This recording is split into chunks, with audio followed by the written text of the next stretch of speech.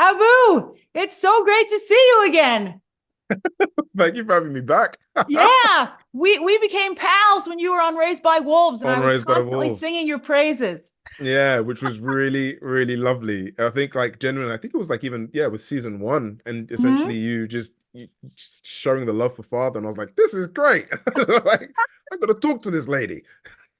Yeah, I'm so glad I interviewed you for New York Comic Con during the Mm, pandemic. hmm But wow, are you having an incredible 2024? It's been it's I don't know, it's So been really crazy. It's like let's tell funny, everybody what's like going on. So you're honestly, you're in you're in House of the Dragon season 2. yes. Oh my God. Yeah, which is crazy. And then if that Um, wasn't enough, today you're dropping your very first video game, hmm Tales of Kenzera Zau, hmm from your very own game studio, Surgeon Studios. Oh Yeah. my God, you're living the dream. Link down below to Oh people can get man. the game right now.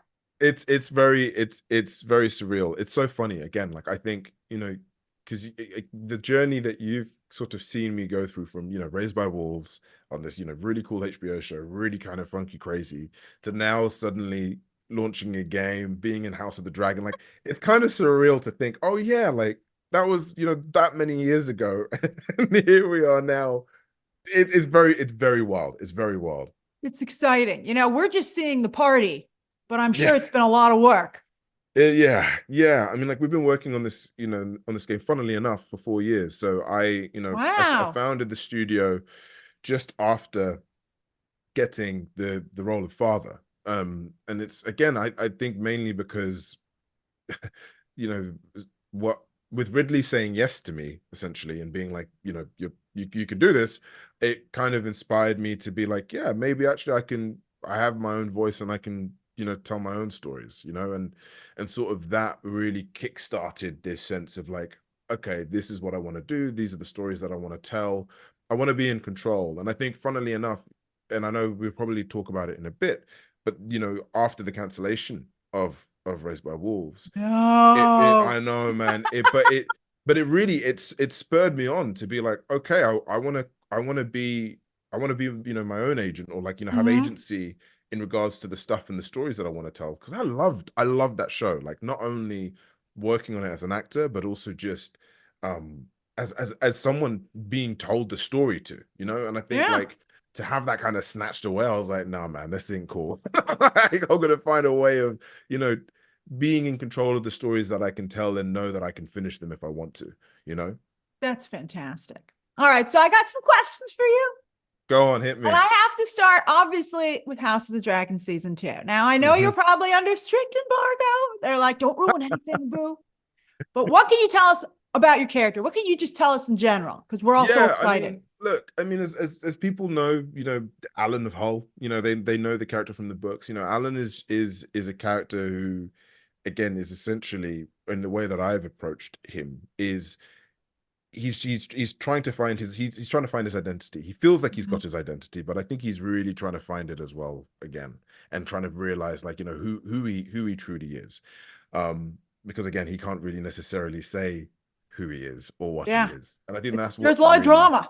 yeah, there's a lot of drama, and It that's wouldn't what's be really House of the exciting Dragon if about it. there wasn't. If there wasn't, so it was, so yeah, and like, for me, again, the dynamic of, both Alyn and his brother Yeah, that's a is big one of the, relationship. yeah, it's a big one and it's a really exciting one, and I feel really lucky and privileged to be working with just the team as a whole, because again, it's that same vibe. Like everyone is really, really cool, everyone gets on with one another, we're all there because we enjoy it. And yeah, I think it's always scary coming into a show as an actor the second season in, Mm. because for example, the first season everyone's formed their relationships and they've got their kind of their in jokes, Oh, but you're the until, new kid at school. well, this is it, right? And Yeah. like, but honestly, they have been so welcoming. Like everyone has been so welcoming and so kind of uh just open to share and play. It's Well, I'm been sure they really, saw really Raised cool. by Wolves. I Did know. anyone geek Yeah, out and be like, it's father? it's It's rather that's father. it. No, That's but all. it's good. That's so cool. Well, I think many of us were sad to see Father's Story end early. And so when you Mm. got this another huge HBO show, we were like, there's justice. Yeah, it The feels world. good. It feels really lovely. And again, wasn't planned. It wasn't like, and I was convinced as well, like after, because I remember even tweeting about it and about how upset I was about, the cancellation. I thought this is it. This is my career gone. But what's lovely is that again, like the team over there really they love artistry, they champion artistry, they champion stories. And honestly, this job has been sensational, honestly. That's awesome. House Velaryon, which your character, well, we don't want to say too much, but definitely House Velaryon definitely made an impression during season one. But I think fans want to see even more from that house. Mm, Does mm. season two give us more House Velaryon? I think it gives you more of everything. Oh, I Like, like do that you know what I answer. mean? Like, I think, like, honestly, it's the beauty of what again the writers have been able to do, and Ryan and the team is like with season one, it was almost like an introduction to the characters and getting to know this world, right? You're coming off the Mm-hmm. back of, Game of Thrones. So that's quite a hard pack to follow in a way. So, with season one now done and sort of setting the scene and really setting the space, season two is there to essentially allow you to play and allow you to show you even more kind of more emotion, more drama, more sense of political angst in a way. And I think like, yeah, there is it's just going to be a very wild season. I can't wait to see you on it. I spotted you in Napoleon. I remember Yeah, DMing you. I was like, "Are you in yeah, Napoleon?" And you were like, yeah, "I am." yeah. I know it was, and that's a funny story as well. Like I got a call from KRJ who essentially was like, can you ride a horse? Typical actor thing. And I did the honest thing of saying no, which is good because she was like, great, you're gonna start lessons soon because you're gonna be in Napoleon like in a couple of weeks. I was like, oh, phenomenal. Great. So that Can was you good ride a fun. horse now? I can ride a horse. I can Add actually it to ride the a horse resume. quite comfortably. I know I have confidently now, and I almost think that if people are going to Will see horse it, they're going to ride. be like, yeah, exactly. No, it's great. And it's good fun. They're essentially vehicles with an opinion. That's basically it. Oh, that's Um, hilarious. like I they are like that. genuinely like you tell them to go left and they can decide whether they want to or not. That's so Which funny. is which is always a I guess good still thing. like a self-driving car. Yeah, but even self-driving cars are like driven by some form of AI that is controlling them, whereas horses, they only control themselves. Yeah, Like I they don't can do feel what like they it want. today. I'm sorry, Yeah, we're not pretty going over much. there. That's basically it. So Ridley Scott, you guys obviously have an amazing relationship, Mm. and he's even a part of this game. Yeah, he is. Well, So his team are. Yeah, yeah, yeah. The, how the did that all company come are. about? How did It- that? so Luke Scott, his son is he's a massive gamer. And so essentially, Oh, yeah, what he luck! loves he loves video games. He loves video games. And again, I think it's, there's a sense of the medium is an art form that they respect and they love and they really truly want to kind of celebrate. And I think that has been something that we've connected and resonated for. Like as I said, like I started this company while I was filming Raised by Wolves, so I was able to kind of talk to the team about this and kind of share my thoughts and That's feelings on it, which awesome. was What'd really you do this cool. weekend, Taboo? I So I started a game studio. started a game studio. So yeah, so that's the thing. And really truly again where their angle is on this is it's more about supporting the storytelling and the sense of structure of a studio and space and just supporting me as an artist. One of the great things that again that has come out of the fruition of this whole thing is actually me directing something for the first time under Luke's wing, which is the My Shoes Your Feet, the short film that I released in conjecture with, or at the same time as this game. Yeah, So we're going to like, talk yeah. about that. That's up on your YouTube channel, and I have a link Yeah, down below to that as well. yeah, and it's that's the thing again, what they've been really good at doing, or really lovingly done essentially, is given me the space to allow to express myself in a medium that I've never really normally done before behind the scenes. I've always been in front of the camera. I've always, done my lines and then moved on. Whereas this time around, they've kind of allowed me to explore what it means to be a director, a writer, a producer in a way, in a sense that really to artistically share and give something in the medium as a whole. So yeah, they've been real big supporters and fans of the journey that I'm kind of going on from the get-go, and it's been really lovely. It's been really cool. I'm sure. What an amazing mentorship Mm. with that group. Also, speaking of that short film that you did, Mhm. which is beautiful, very Thank moving. you. It's clear that not only from that, but your interviews, your social media, you're a fan. You love this stuff as much as everybody else, right? Yeah. So Yeah. how did you go from enjoying movies, TV, and video games to being a part of them? I think it's again, like I think it's always been something that I've wanted to do. I think it starts from just loving stories. My father introduced me to games, and that was sort of my way into storytelling, like loving the idea of telling stories. And so I've always just wanted to share, to kind of, to move people. The same feelings that I get when playing a game or watching a really cool film or even going to see a play, that emotional movement I've also wanted to do as well. And I think like having that, that's always been cooking inside me. I think it just was only natural to sort of be in a place now where it's like, yeah, I'm now telling these stories. So it's again, whether whatever medium it is, like for me, as long as the story is there and it's true and it's powerful, like that's what's key in my eyes. Your video was beautiful. You speak about your father. I loved it because I've been to Disney World a whole lot, and I love the Yeah, footage of you and your dad on the so People is Mover. Disney. I was like, I thought that was so great. It's so relatable and so moving. And your game, this new video game, is about a Mm, young shaman trying to bring his father back. So yes. how influential has your father been, as you said, you talked about it a little already, but on your career and on this game, because it's an Yeah. incredible So thing that you honor him with this game in many ways, I think. yeah, I mean, so again, like just to kind of tell some the people who don't know, the game is inspired by the journey of grief that I'm going on essentially after having lost my father, and I lost my father 10 years ago to cancer, and it wasn't expected, it wasn't planned in a way. It was one of those Mhm. ones where, again, you can never really, it's going to happen. The idea of grief or the idea of losing someone that you love, like it happens. It's part of life's journey, but you can never really truly be prepared for it. And so, for me, I needed to channel this feeling and this thought and this journey essentially through something artistically, and it had to be a video game because my father introduced me to video games. And even from the genre of it all and everything like that, it had to kind of represent that journey of grief that I've felt, that I've been, that I'm going through.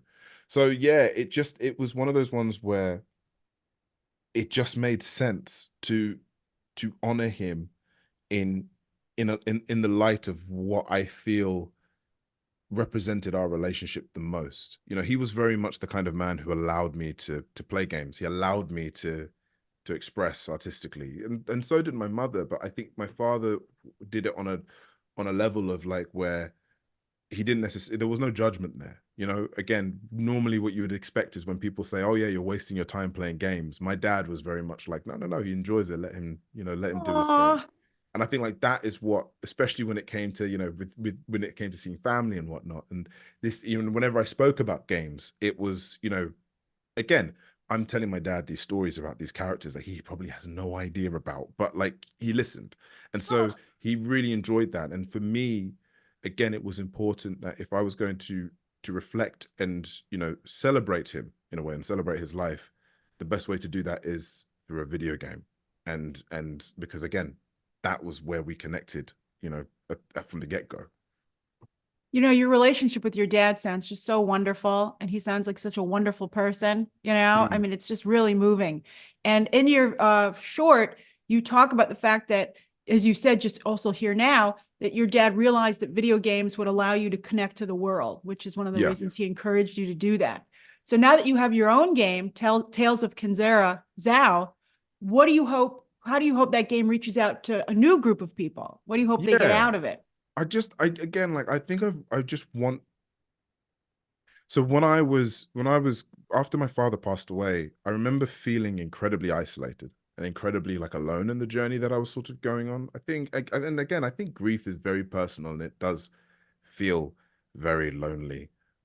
Even though it is this universal thing that everyone goes through. And I think what I want to do, or what I've wanted to do with Tales of Kenzera, is essentially create a space or create a piece of art that people can realize that, hey, this journey is, it can come in all different shades in all different ways. Like it's you're not going to be alone in doing it, and actually it's okay to not be okay.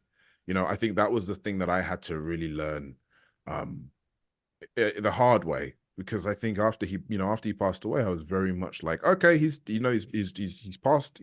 I've got to just move on. I've got to be the man of the house. I've got to be, I just got to soldier on. Typical sort of male like ideology of like, oh no, I'm totally fine. It's fine. And it was only until I actually realized, by actually talking about how I feel and being open about how I feel, can I actually heal in a way. And I think that's what this game is representative of. It's that space of like, it's all right to be not good today, not want to do, not want to eat that tub of ice cream. Like, it's totally fine, man. Like, it's totally cool. Like, it's just the way of life, and you're not alone in that. And I think that's what I wanted to really do with this game, is kind of pass that along. That's beautiful. I mean, it's such a great game.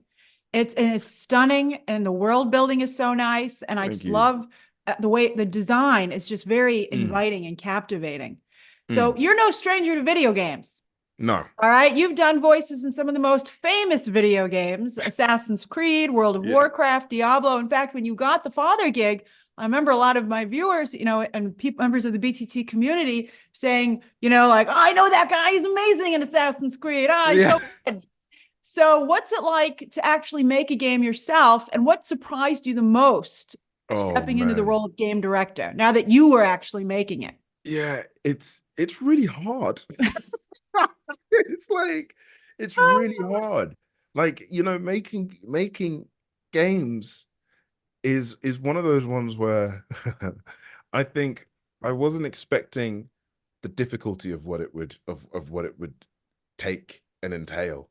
Because again, I'm starting a studio from scratch. I'm building a team from scratch. I'm having to, Yeah. trying to convince everyone like this is the game that we're going to make. So it was very hard. And I think but the one thing as well that I learned actually during the whole process was, as long as we're sort of driven by this passion, this idea of wanting to kind of, tell a very authentic and honest story that explores the human truth, or that shade of humanity, we're gonna be okay. And so that's why again, it's so different to, again, like, even making a film, for example, it's so different being the actor, because as the actor, you are just, almost like a cog in this massive machine. You come in, Mm-hmm. you do your thing, you do the thing that you're good at, and then you go home. Whereas being the actual storyteller and kind of like almost like the showrunner, it's up to you to ensure that essentially everyone is okay, the morale is good, you're all working towards the same common goal, and you got to get it out on time. Like, there are all these pressures. As the actor, like, I'm like, wow, if it delays, it's what it is. I've done my piece. Good You know luck, what I mean? everybody. Yeah. Yeah, exactly. So yeah, so there is an element of, uh kind of, there is the responsibility on a not only on a business aspect, but also just as a personal aspect of just wanting to get this thing out. That doesn't necessarily, happen when you're an actor, because again, as the actor, you've just got to learn your lines and do your job. And then Like, you're on to your next job, even sometimes exactly, before the other projects come exactly. out. Yeah, But here, this is your journey. exactly. So people can go and get this game right now. The link is Hmm. down below. What's the game about? Beyond the personal message for you, but Yeah. what can they look forward to playing this Yeah, beautiful no, game? absolutely. So just to kind of put the gamer hat on, it is Tales of Kenzera Zau is essentially, like, the story goes like this. It's about a young shaman called Zau who makes a deal with the god of death, Kalunga, to essentially that to pass three great spirits he will do that in exchange for the spirit of his father to come back to the realm of the living. It's very much inspired by like Bantu mythology and legends and tales. Very much inspired by the stories that my father would tell me as a kid. Oh, wow. But truly, like, it's driven, you know, by this. It's the journey of grief. It's a coming of age story essentially for Zhao. And the great thing about it as well is like it's a Metroidvania. It's a 2.5D sort of side scroller, which essentially means, you know, it's 3D assets in a 2D sort of kind of frame or you know, scope of view. And essentially the Metroidvania element is this idea of, you know, you're thrown into a world that you have no idea about, and the longer you kind of spend time in it, the more comfortable you get with it. You unlock these abilities as you go along. You know, you've Like got playing a combat, game. you've got traverse, exactly, essentially. But it's like, but like if you imagine it, you know, that's the reason why I put it in that genre, was because it's the best representation of grief. You know, you're thrown into, with grief, you're thrown into a world you have no idea about. You can never really prepare to be thrown into it, and you just have to deal with it. But the longer you spend in it, the more you learn within it, the more comfortable you get. And I think like that was something that was really important for me to kind of capture with this game. And look, I can tell you, like, mechanically, like, it's fast, it's, you know, it's full of combat, it's cool, you know, in that sense. And the music is awesome. Like, you know, we were really lucky to have Nanita Desai, who's a brilliant composer who has just blown it out the park with this soundtrack. I mean, like, she's got a mixture of traditional music as well as kind of very modern music as well. Like, it's really cool. But yeah, and it's also the first game that EA have ever done which is voiced over in Swahili.